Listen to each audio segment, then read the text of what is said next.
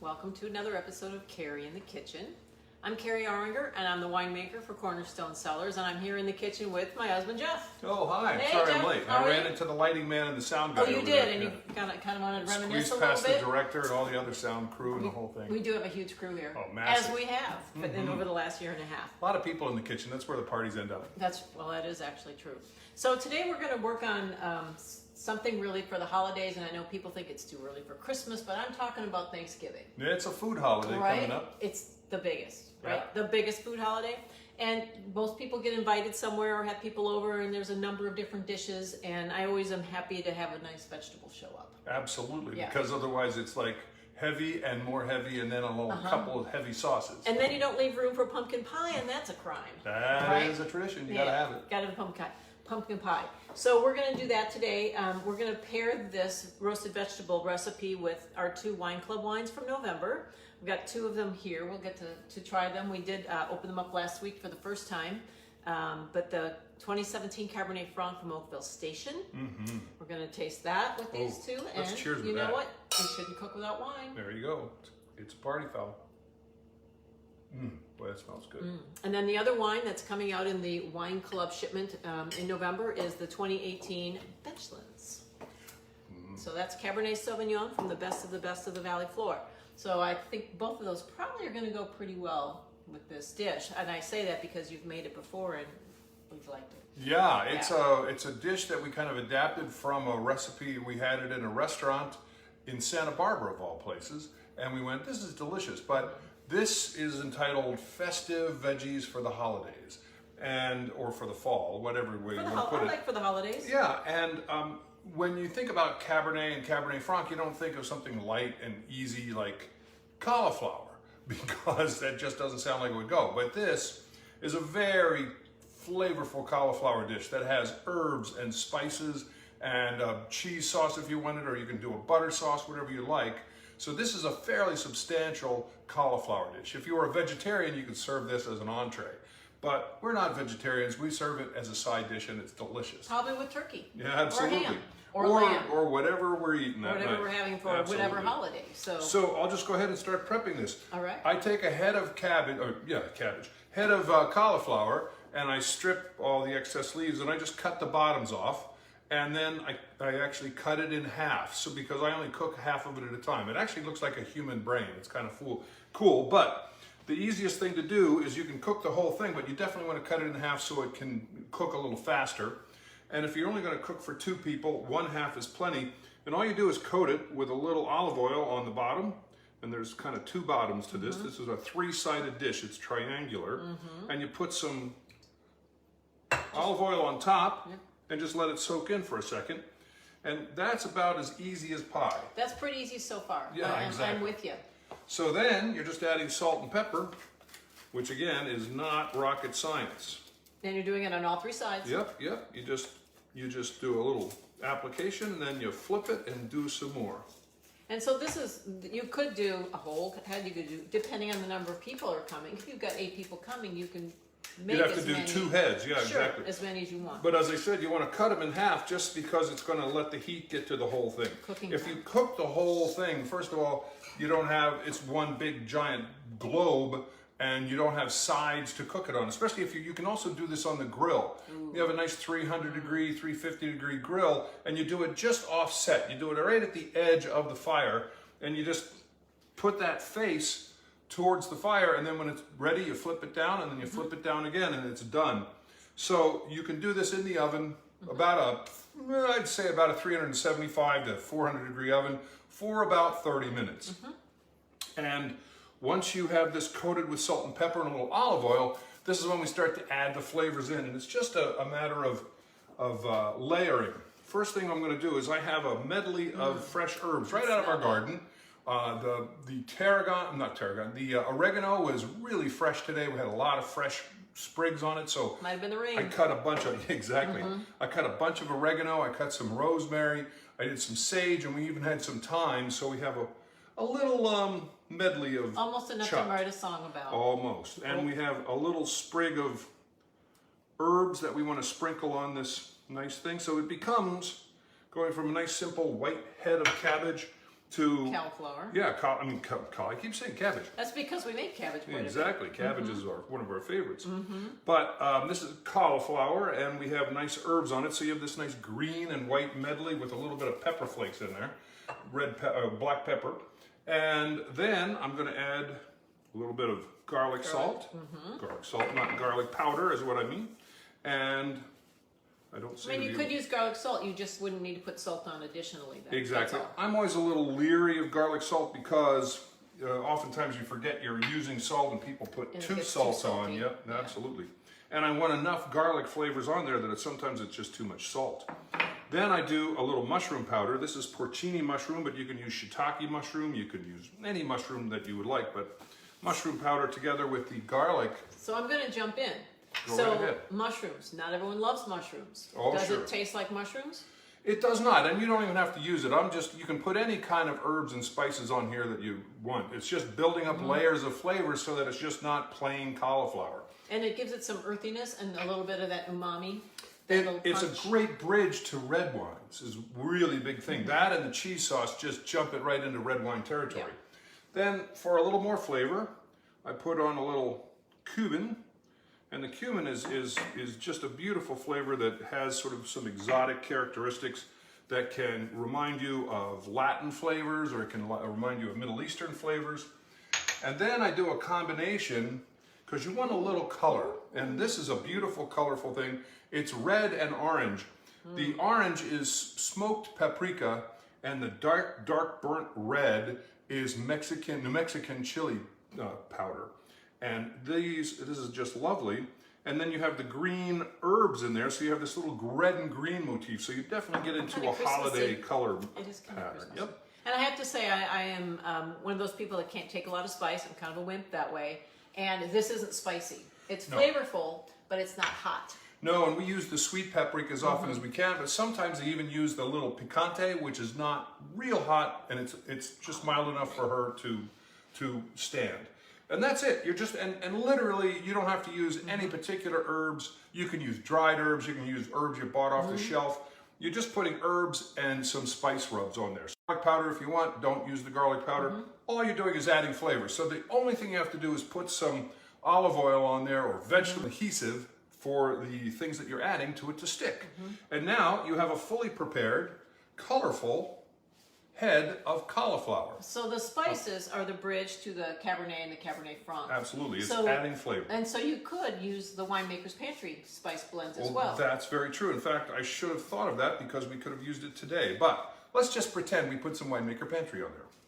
Which is a blend of herbs and spices that Sharon DeMonte at Winemaker's Pantry has designed to go specifically with wines. And so we have one that goes specifically with Cab Franc and Cabernet Sauvignon. But so do you use them both? We put our own blend. You can.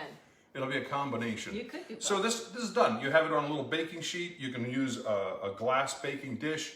And then you just put it in a preheated 375, 400 degree oven. And you set the timer for about a half an hour. Check on it. Take a fork. Wait till it's soft. And then it's done.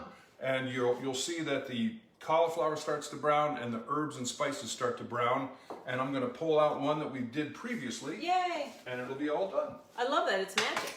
So how long did that take us? Maybe 5-10 minutes at the most? I don't know. I wasn't watching. There was a little bit of chopping. Yeah. So while you're doing that, I'm going to just chat about the wines for just a second. Because what we're going to be tasting with this dish, and we are going to revisit the cheeses that we talked about in the last episode last week. We ran short on time and really kind of breezed through the cheese board. So we're going to revisit the cheese board and talk about those cheeses a little bit. Because again, at the holidays, cheese is a great appetizer. It also makes a great dessert dish as well, course as well. So we're going to revisit those. We've got some Cabernet-friendly cheeses here.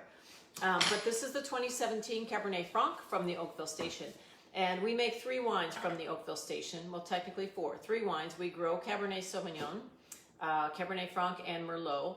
And the Oakville Station is owned and farmed by the University of California at Davis. And so this is one of the most highly researched vineyards in the world. And they are really the source for growing amazing fruit. So the students do get to work in the vineyards, and it's really a thrill to be able to go out there, and they're watching the vines. They know the vines. They know the experiments that are going on in there. So we've got the Cabernet Franc that has been planted for us about 15 years ago. And the Merlot is right across the avenue. And then we've also got some Cabernet there in the South Station and in the North Station up against the Tokelon Vineyard. Excuse me So, just a moment. yeah, go right ahead. And the second wine we're going to be tasting with these the dishes that, ooh, look at that cauliflower. With the cauliflower dish that Jeff's working on is the 2018 Benchlands. And the Benchlands, this is one of my favorite wines. This is the best of the Valley Floor. So it changes in percentages a little bit. It's always Cabernet Sauvignon. This has a tiny little bit of Merlot in it, and tiny little bit of Cab Franc. But the Cabernet is coming from the Rutherford AVA, and it's coming from Calistoga. We've got a little bit of Oakville Station Cabernet in there as well. And, you know, every now and then a tiny little bit of Howell Mountain gets in there too. So, well, that is beautiful. Look at that. This is the finished product. I didn't show you the whole half head of cauliflower once it's done, but here's some of the beauty of it. You have all that gorgeous, colorful stuff that's browned on top. And then when you cut into it, you have all this beautiful white flesh of the cauliflower in there. And you can see all of the edge of the spices. And then you carve it up into little pieces for service. And you end up with this. And here it is.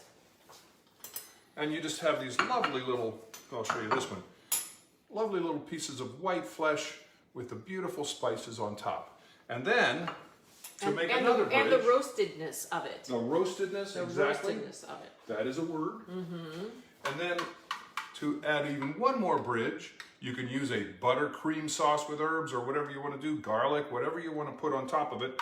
Today we made just a simple cheese sauce, and I'll show you how we did that in just a second. But you take this nice simple cheese sauce that has Gruyere in it, you spoon it over. Which is tart and pungent, flavorful and aromatic. Absolutely. Because I can smell that. Oh, it's aromatic. Yeah. It has wonderful texture. It's creamy, and that is your little side dish. All right. And that's just a tasting portion, but I'm sure Kari would love to taste that. I would love to taste that. So what I'm going to do first is I'm going to taste the wine. I'm going to taste the cauliflower. Come back to the wine. I'm going to start with the Cabernet Franc, 2017. This is our wine club shipment for November. I'm going to grab one of the knives. You probably need one as well. I do, just a little bit. Oh, it's tender, but it still has integrity, as they say. Yeah. We don't want it mushy. I hate mushy cauliflower. I hate mushy vegetables in general. 30 minutes, right? 30 minutes. Perfect texture. This tastes almost as if you had taken it off the grill. It's got a little roastiness. It tastes like autumn. I like the grill because it gives that a little bit of smoky characteristic, especially if you're cooking some meat right on the fire and the meat juices and the stuff is splattering onto the cauliflower. It's wonderful, but I'll tell you, this is really good. It doesn't taste like cauliflower. It has cauliflower flavors at the core, but then you have all that cheese and cream and then some major spices and herbs on top. It comes in layers. You taste the cauliflower definitely. Like, you know that's what it is. There's no question. Because, you know, I'm opposed to actually having a dish where you can't taste the ingredient. No. Like, what's the main thing you're working with? Is it broccoli? Is it, you know, unless it's eggplant, and then you cover that up. If you're going to smother it, why use it to begin with, right? That's nice. As the British like to say, it's toothsome. It's toothsome. Try that with the Cabernet Franc. I think I shall. I think you shall. That makes a beautiful bridge. You know, people think that vegetables don't go with red wine. Well, oftentimes they don't if you just serve them plain. Yeah. And that's a shame. Oftentimes in restaurants, they'll serve you a side dish that is, you know, just plain, like some green beans and butter. And it really doesn't go with your wine. That's why oftentimes we joke about having a white wine or a rosé on the table as well, to have a vegetable wine with and a red wine to go with your meat. That's right. But with something like this, where you have all these flavors to bridge to your red, you don't need two wines. You don't need a white wine to go with your vegetables. But I'm not opposed to it. Not opposed. Nope, not opposed to it. This also makes a lovely presentation. Let me just show you one other thing. If you take the head of cabbage and cauliflower, and let's just pretend that this is not sliced up already. You take this and plate it with a beautiful sauce dripping over it. And you put that on the table, and people just can't resist it. It is lovely. It looks like a lovely entree with a great sauce. But and honey, there's cheese. There's cheese. And honey, you know, as a girl from Wisconsin, Well, there's cheese. I'm not going to argue with that. There's cheese, there's butter, and milk and flour. It's very simple. I'm in. So you're just going to make a little bit of a roux. You're going to melt some butter. I'm going to make it for you right this minute. It takes just a few minutes. I timed it right before we went on the air, and I think I was right at about 5 minutes. It may have been 7, but I think I was around 5. And you just use a medium saucepan over medium to medium-low heat. You melt 3 tablespoons of butter. And this recipe is enough for 4 people, for a whole head. This recipe is enough for, yeah, at least 4 people. It's okay. For a whole head. You could even use a head and a half or 2 heads. Okay, I just wanted, because it looks like a lot of butter. Look how much sauce you end up with. And I'm not opposed to that, but that did look like a lot of butter. Yeah, it's a lot of butter, Okay. but that's because I'm cooking for Kari. And that, never opposed to that. So all you have to do is have a handy dandy whisk. You wait till your butter melts. Your butter melts. Obviously, I didn't warm up my tongue today. It almost is. Yeah, it cooks up really quickly. While you're doing that, I'm going to go back and I'm going to taste the cauliflower that you did with the Cabernet, with the Benchlands Cabernet. This is the 2018 Benchlands Cabernet. Well, that's a good idea. We didn't taste it with the cab. I might have, but I might just go back and revisit. As You they gotta say. try. All right. Now, beautiful, lush fruit flavors. you've got a tablespoon and a half of just plain white flour, and you're adding a little bit at a time and whisking it in as this butter continues to stay warm. What happens if you just dump it in? Well, you're going to have to whisk it really hard because you're going to get lumps. And right now what you're doing is just making a roux, Yeah. and you're thickening the butter by putting it in a You little know what bit we at a should time. ask for Christmas is an overhead camera. There you go. And then we could see down into the pot.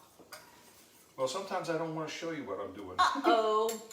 Sometimes I like to look though and find out. There you go. Well, Lou's got. So now what we've got is a nice roux going on. You've got a mixture of butter and flour. Yeah, so it And looks that like it's becomes all. rather It looks thick. like it's been incorporated. And then slowly you're adding about a cup and a half of milk. You add some and you start stirring. And the heat's about medium, low. Yeah, so it's not and too hot. your butter is kind of bubbling, but your milk is not boiling. And you don't want the milk scalding. No, exactly. So you're adding that a little bit at a time and whisking it in. And then as soon as you get the whole mixture hot, you're going to take it off the heat, because this mixture is going to have enough heat to melt your cheese, because you don't want to put your cheese on too high a heat or for too long, because it will become lumpy and stringy. And those are two of my favorite Muppets, but lumpy and stringy are not what I'm looking for. I've done that before. I've made that sauce, and that's exactly what happened. Yep. Yeah. I made it one time when I was in college, and I thought, cheese sauce. Well, I melted some cheese and butter and stuff, and then I just kept cooking it, and it just kept getting to be a lump and a lump and a lump, and it was like, am I making a cheese lump pancake or something? Maybe you had like cheese curds or something like that. I don't know what the heck I made. I don't think what was edible, so I didn't serve I'll tell you, the mistake that I make is the heat's too high and I'm in a hurry.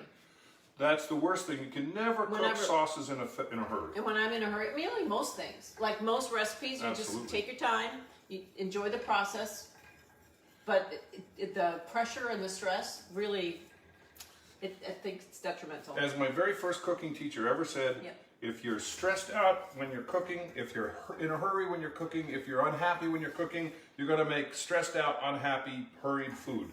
If you're happy when you're cooking and you're smiling and you're enjoying yourself, your food is going to be happy and it's going to taste better. So that looks beautiful. I think that's one of the reasons you should always have a glass of wine in your hand when you're cooking. Couldn't agree more. Okay, so that's nice and hot. Okay. It's bubbling just slightly. And then I'm just going to take it off the heat. And I'm going to add about 2 cups of Gruyere. You can use cheddar, you could use, anything you really want, but a nice hard, flavorful cheese. Yeah. But the Gruyere is tart and flavorful and aromatic. Yeah. And as it's melting, you can smell it. Yeah. I think the aromas of cheese are fascinating. It's part of the experience. You stick some cheese in there, it melts, you whisk it in. That way you're getting a nice, smooth, cream, cheesy sauce. Put some more in there, whisk it in, and it just melts almost instantaneously. Put some more in there. Then there's enough heat in there, and it's a copper pan, right? Is it an alclad? This is an all-clad, Yeah. and so it's So copper in the middle. Yeah. So the heat is distributed evenly. It's and very, it hangs on. very even. Yes. Good. Okay. Oh, good. It looks great. It's almost there, and I just have to do one more little addition, and that should thicken it completely. Yay. And this Can't wait to try that one.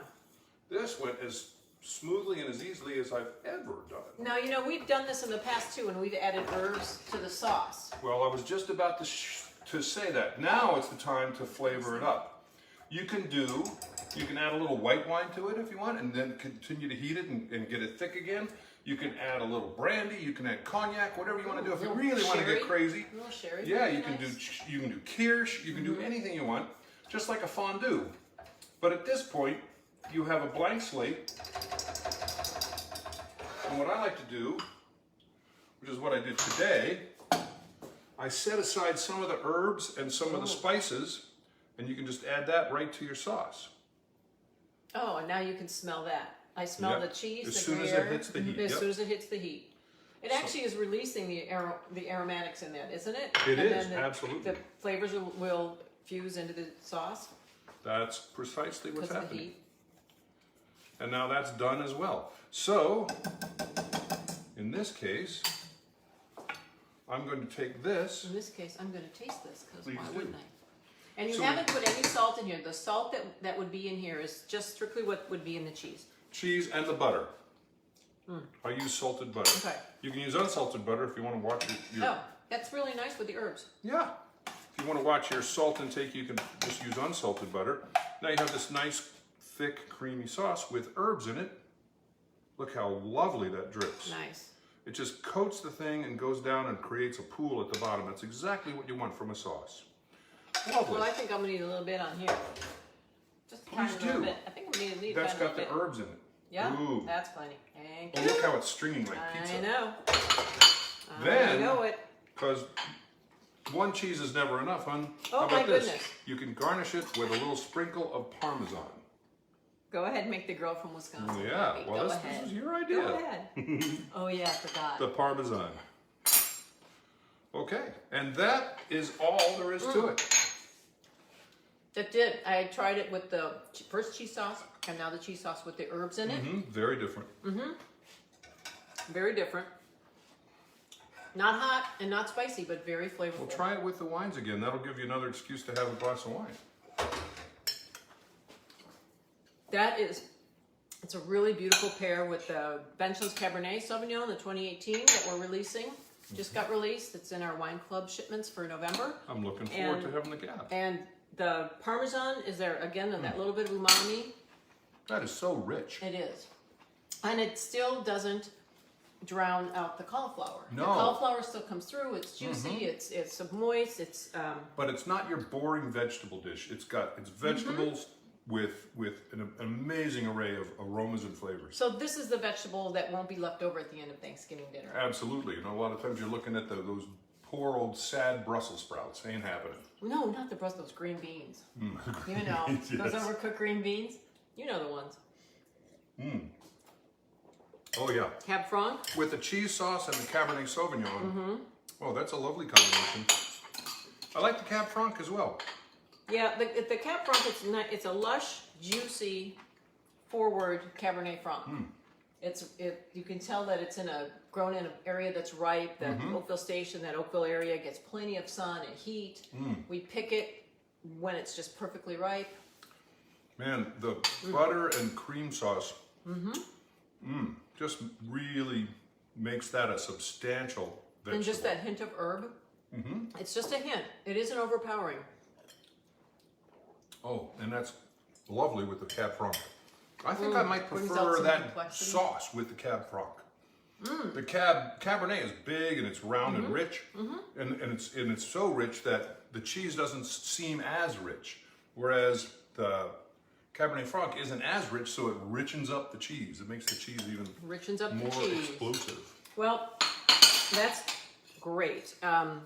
Speaking of cheese, we've got a couple of cheeses we wanted to chat with you about real quick. That was a good segue. That was about cheese well, sauce cheese, to cheese. all about cheese. I thought that's how we You might know, do it. for some reason, for me, in the autumn, as it gets cooler outside, it's just so nice and satisfying to have a nice hunk of beautiful cheese. And so we've got a few of them here, and we did talk about them a little bit last week, but we ran short of time, so we didn't have a lot of time to talk about it. And people have asked, and we've gotten questions and emails and things about what were the cheeses, right? And how did they work? These are the cheeses. I hope you like them. Yeah. So we can just start from the left again, and if you know, we'll kind of just chat about them. Mimolette. The first one is Mimolette. It's the color, and it looks like cantaloupe. It is the unusual looking cheese. It does with the. But it is beautiful, and it's a beautiful red wine cheese. It just goes so well with pretty much any red wine you want.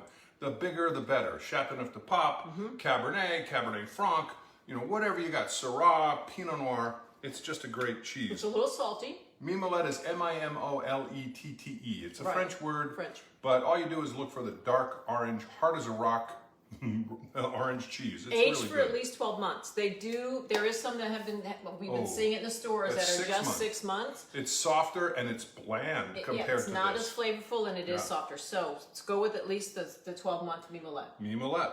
And then the next one is... Oh, this is, okay, this is aged Gouda. This is not one we did last week. No, this is new. This was actually, I found it when I was out looking for these cheeses again. It's Beamster. And it's it's not smoked, it's an aged Gouda. And this one in particular is their XO. And it's aged for 26 months. And so again, what the aging does is it changes the texture. Because you know, Gouda can be kind of semi-hard and creamy and kind of melted. This has got those little amino acid crystals. Yeah. Crunchy little things that are full of explosive, beautiful flavors. And this is so complex. That's a delicious cheese on its own. But it almost tastes like caramel and almost tastes almost like smoked Gouda, but it's just rich. It's so good. Oh, try the Cab Franc with that. Okay. Twist my arm. That Beamster, and that's fairly easy to get. They're bringing enough of it into the country. You can find it in grocery stores. You mostly have to go to cheese departments. You're not going to find it in the Safeway in the hanging cheese department. You'll find it in their artisan cheeses. If you can find the Beamster, buy it. It's delicious. Yeah. Especially the XO. The XO is super fine. Age 26 And then you months. have a Carmody. This is a Carmody, and this is I would say call this a semi-hard cheese. Yes, that's the semi-hard. It's wonderful. And it's very mild. It's a very versatile cheese. It'll go with white wines. It'll go with lighter reds. It'll go with some heavier reds. But it's you know, for those people that don't like a pungent cheese, this is right up their alley. It's just delicious. Both on a cheese plate before dinner as an appetizer. If you're bringing the appetizers first, so rule number 1, if you're the appetizer person, you can't be late. Right? You've told people that before. You said, you're an hour late. You were bringing the apps. Appetizers. Right. But then if you're late, go, I brought dessert. So you've got your last course. Or the cheese course before dessert. You know your friends, too. You go, don't invite them for apps. They know I know. that They're never on time. They're half an hour late. I know. Crazy. So that's a local cheese, the Carmody. Yes, exactly. Sonoma. Just over the hill from us. So, and that's a nice cheese. It's a semi-soft or semi-hard, semi-firm cow's milk cheese that's just easy to eat and just as good as could be. And melts. And melts. It's meltable. Really This is a cheese that would be lovely if you needed to melt it. You could use it in the cheese sauce if you wanted something less pungent. Exactly. Than the Gruyere. Or just make a grilled cheese out of it. Oh, that sounds good. It's very good. Or mac and cheese. Or mac and cheese. Oh, now that's where you're going to really get people in. They love that. And next, honey, is one of your favorites. This is one of my favorites. And I know I have friends out there. This is Manchego. Oh, I'm sorry. Carmody is C-A-R-M-O-D-Y. It's pretty Carmody. easy to spell. It is. So this is Manchego, Spanish. And this is, again, you can get them 6-month age, 1-year age. Occasionally we can find it aged longer than a year. Yeah, I think they have an 18-month or a 2-year. They might, but it is harder to find. It's this is a much harder. 1 year. The 1 year is my favorite. It hits that sweet spot. The 6-month is very good, but I love the 1 year. You know what? There is a little sweetness about this. Not sweet, but there's a... And a salty pungency as well. It's a beautiful combination of cheese. Oh, try it with the Cab Franc. Oh, okay. One of my favorite Spanish cheeses, though. This and Mahone. Yeah, I tasted the Cab Franc first. Get that kind of lush, fruity, kind of get that going on. Try the cheese. And then go back to the Cab Franc again. And it just, the Cab Franc just blossomed. It blew up. Wow. Manchego. That brings out all that fruit of the Cabernet Franc. Cabernet Franc can have that nice earthy underlying tannin characteristic, but that's just beautiful fruit. Blows up. Wow. I think I want to end with this one. Okay. Okay. I'm What's going to this go one? to this one. This, that this is is a the great one. Vella Dry Jack, also a Sonoma cheese. Vella Dry Jack. So it's kind of, it's a cousin to the Monterey Jack, if you will. Monterey Jack is sort of a semi-soft, semi-hard cheese that's very mild. You can see it in any grocery store, but this is like the original, real thing. This is the true, authentic Jack cheese from Sonoma. It's hard. It's hard. This is aged for a while. It's a dry Jack. It's got a fair amount of salt content. They've been making this since 1914 or something like that. So they celebrated a few years ago their 100th anniversary, and it's one of the classic California cheeses. And this is a great Cabernet cheese. I'll tell you, I actually picked that for the Benchlands, the 2018 Benchlands that we're tasting today. That should be happy as could be. The 2018 Benchlands Cabernet that we're tasting today is in the wine club shipment for Cornerstone for our wine club members.